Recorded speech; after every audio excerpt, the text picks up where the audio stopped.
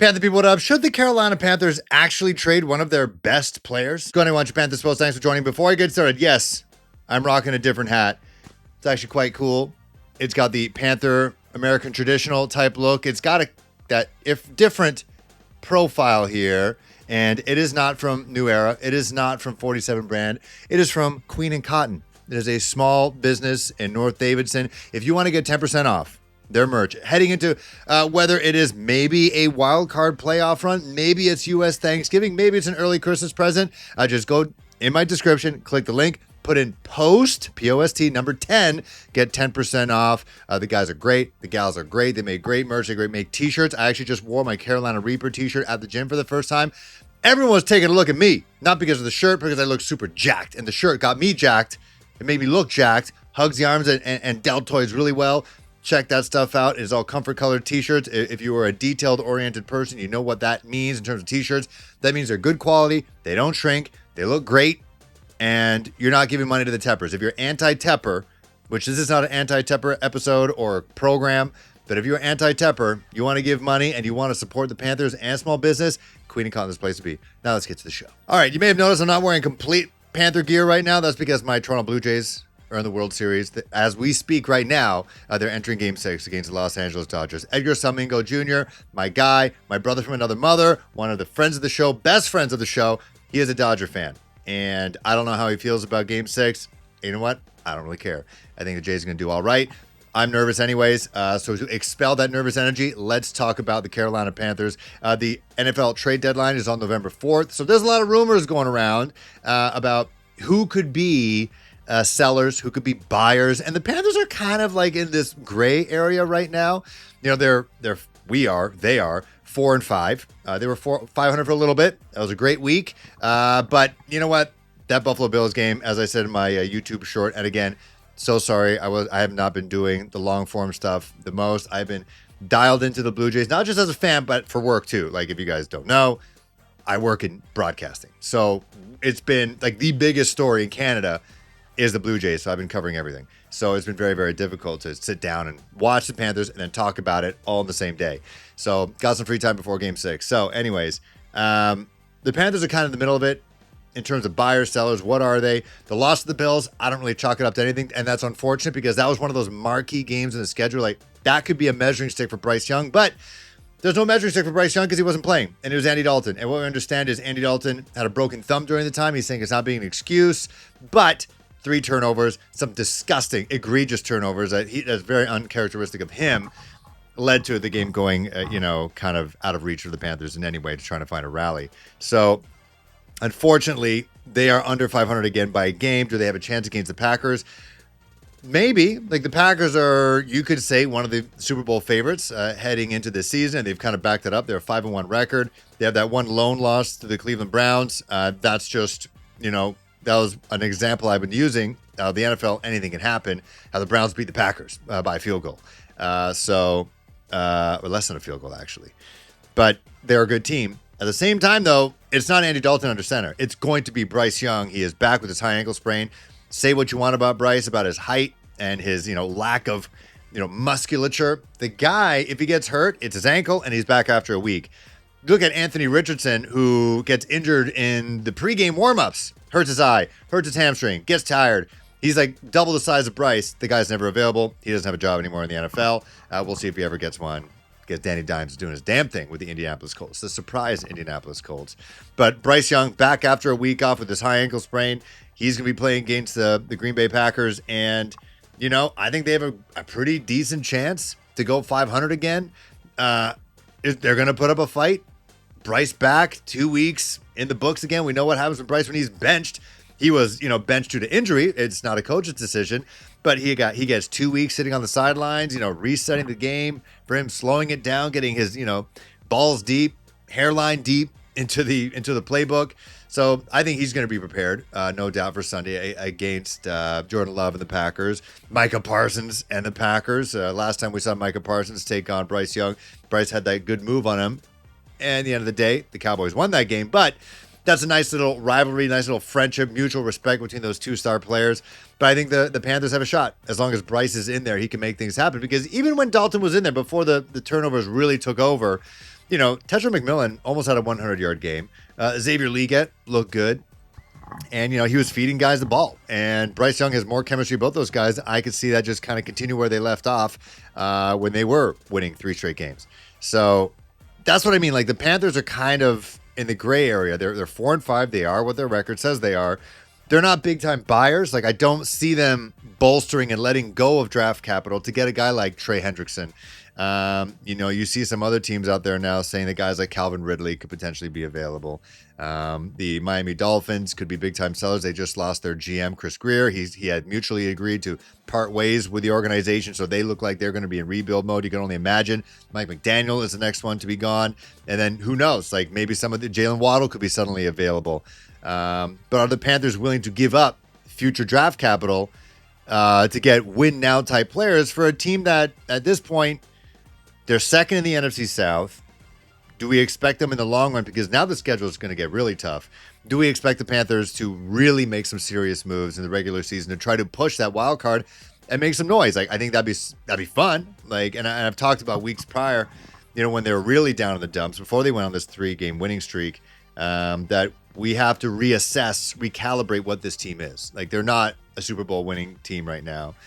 Maybe they're a wild card team, but they're a developmental team. That's just what they are. They're a young team. You got young guys in key positions, and you're just going to have to go through growing pains. And that includes with the head coach, who's never been a head coach before and only in his second year. And then Bryce Young, he's 24 years old, and he's still somewhat learning on the job.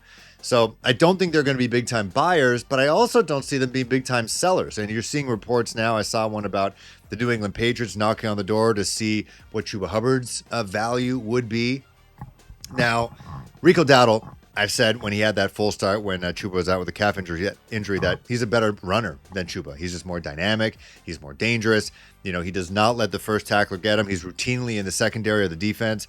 He's a 1 year older, but he runs like he's younger. Like, it runs like he's never been injured in his life. And he's more dynamic. He's more patient with runs. He's more explosive than Chuba. He's more reliable out of the backfield than Chuba Hubbard is. And this is after Chuba Hubbard is always routinely captured 2 hours before games at the Jugs machine. You never see Rico Dowdle doing that, and he's catching balls and running for touchdowns like he did against the Cowboys. But at the same time, I still wouldn't let Chuba Hubbard go, because I'd rather have two running backs that are good than just one. And if he goes down, then it's Etienne. That's it. And I'd rather not that be the case. Like, the Panthers that made the Super Bowls are the ones that had the tag team running back class. Again, not saying they're going to the Super Bowl, but if you want to have some semblance of a successful, balanced team, look no further than the Detroit Lions. They got the 2-headed running back there. And again, the Panthers with 2-headed running back with Chuba Hubbard, who is not being as effective as Rico Dowdle, but you have Rico Dowdle there as well. Like, it just keeps the defense on their toes, keeps the defensive coordinators on their toes. They like I said, they're two completely different players, two different dudes, two different types of runners and catchers. And I think it just makes sense to keep them both. Like, we're not a team. That's what I mean. They're in between. They're not a team to give away draft capital because they still want to build. They still need like a bona fide A-type edge rusher that could be an immediate impact, like a Micah Parsons. They need another elite younger cornerback that can develop. And, offensive line doesn't hurt either. Like we're seeing right now, we're down 3 starting offensive linemen. It'd be nice to get, another guy who could eventually replace Taylor Moton. You never know. Austin Corbett, Robert Hunt, he's good. He's fine. But basically the replacement of Taylor Moton, like who's going to be that guy? And so do you want to, expel what could be a first-round pick for a Trey Hendrickson? I don't think so. But at the same time, do you want to lose a good player right now who you extended in Chuba Hubbard in exchange for what I would believe to be maybe like a 6th-round pick? That's what I think Chuba would get you. The Patriots are going to be shrewd. They're not going to give the Panthers a 3rd-round pick, a 2nd-round pick for Chuba Hubbard in a league, in a world where you can get running backs like a Chuba Hubbard in the 5th round. So I don't see the Panthers getting anything higher than a 6th round for Chuba. I may as well just keep him. And I've also seen Bill Barnwell put a list out there saying, other guys that the Panthers could trade, and Rico Dowdle is one of them, and I think that's stupid. I'd rather sign him to an extension. Maybe not a big money extension, but whatever Chuba Hubbard got, plus a little bit more. That's still cheaper than James Cook. I would do that. Unless you have, for both these guys, unless you scouted the running back class into next year, and there could be someone like a Rico Dowdle type. Because while I say you have 2 running backs back there on the field, I think it's great. But if you're now paying 2 running backs a lot of money, then I think in the offseason you kind of have to make that decision. But right now, as we speak, if you want this team to be successful and maybe push for the wild card spot, you want to keep those 2 running backs together. You don't want to put it all on Rico, because if he does get hurt, the options aren't the best. So that's what I mean. It's kind of weird. Like, you don't want to give away draft picks for Trey Hendrickson, but you also want to keep winning, but you also want to keep building for the future. Trey Hendrickson would limit your future growth. Trading away Chuba Hubbard would limit your present growth. But also next year, would you want to pay Rico Dowdle and pay 2 running backs good money when you can just draft one? The draft is in April. It'll be after the season. You can make that decision then if you want to extend Rico Dowdle or not. And you want to have 2 well-paid running backs. But right now, Rico Dowdle's on a 1-year deal. Chuba Hubbard's an extension deal.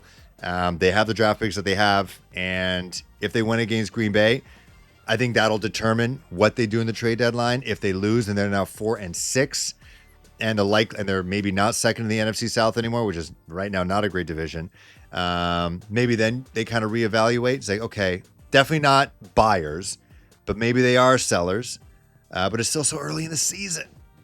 Still so early. And so I don't know. If they win against the Packers, and they're now 5-5 in the NFC South, and the wild card is within their reach, because now you see the Panthers and even the Bears, of course it's the Bears, are the in the hunt teams. If they take a look at all those national networks and they look at the playoff picture, I still wouldn't trade a first for like Trey Hendrickson, but there's got to be someone else out there. I know the cat out of the New York Jets. Oh gosh, I already forgot his name. The big boy, defensive tackle. He's potentially been on the trading block. But again, guys like that, marquee instant impact guys, will be first round picks. Like, you're going to need to shell over a first round pick. And I think the Panthers, the way they're playing, I don't think they're picking in the top 6. I think they'll be picking later in the first round. And that's where you kind of get your offensive tackles. That's where you get your linebackers, where we could definitely need the help. Your corners. I think that's in a good spot. So anyways, I think if they win, I think maybe they go shopping a little bit, maybe for more depth pieces on the offensive line, defensive line. Wide receivers, I think they're good. I think if Xavier Leggett continues to produce and not make mistakes, not kill himself, he's only going to get better. Tetra McMillan is getting better every single day, though he didn't score last week. Mitchell Evans is contributing, and Jalen Coker is contributing as well. Like, I don't think they need any more skill position players. But if they lose and they're now 4-6 and they do the math, they do the schematics and all that stuff, and the Panthers are kind of out of it mathematically, the playoff picture, maybe you let a Chuba go. Maybe you entertain a trading away a Rico Dowdle, I guess. But then that's kind of like that trading away Rico Dowdle after he just got the running angry scepter or whatever from NFL Network. I think it's a bad look. I think it's kind of waving the white flag on the year. But that's when maybe you trade away a Chuba Hubbard, and then you let Rico Dowdle be the guy, and then you get Etienne be the backup, who has shown promise in the kick return team. And then if you gain like a 6th-round pick, and then you're like, okay, we're not making the playoffs, we're going to continue to build in the next year. He's the guy. Is there someone in the wide receiver room you'd want to trade away? I think on the Bill Barnwell article, they did mention Hunter Renfrow as a trade piece. Again, I don't think you get much from him. Maybe, 6th-round pick, 5th-round pick. Like, the guy didn't play football last year. Hyped as the Panthers social team normally does heading into the season. Homegrown guy, Myrtle Beach, South Carolina guy. Hasn't done much for the team, really. He had a bright spot to start, but then now Xavier Leggett has found his rhythm a little bit. Jalen Coker's back. Tetra McMillan is clearly number 1, and they're a running team. That's what they are. So he's kind of obsolete. I could see them trading him away. I can see them trading him away regardless to try to get a couple late picks. But let me know what you guys think. Where do you find the Panthers in this trade deadline? It's November 4th. It's currently Halloween as I'm filming this. Are you scared?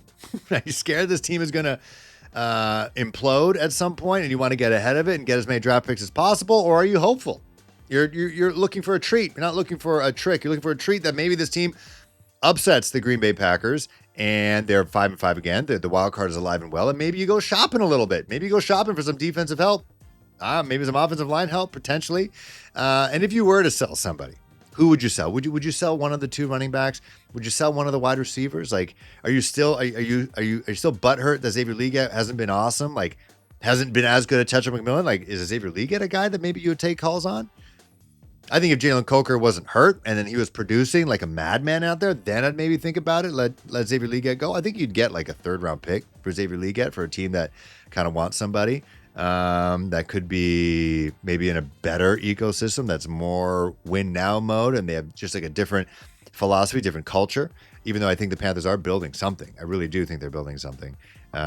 Is there someone else you'd want to trade away? Andy Dalton kind of lost his trade value as a valuable backup.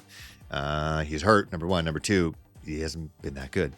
So yeah, let me know in the comments below. Do you want the Panthers to be buyers? What do you think they're sellers? How do you think they do against the Packers? Again, post 10% off Queen and Cotton. See you guys after the game on Sunday. Just want to forewarn you.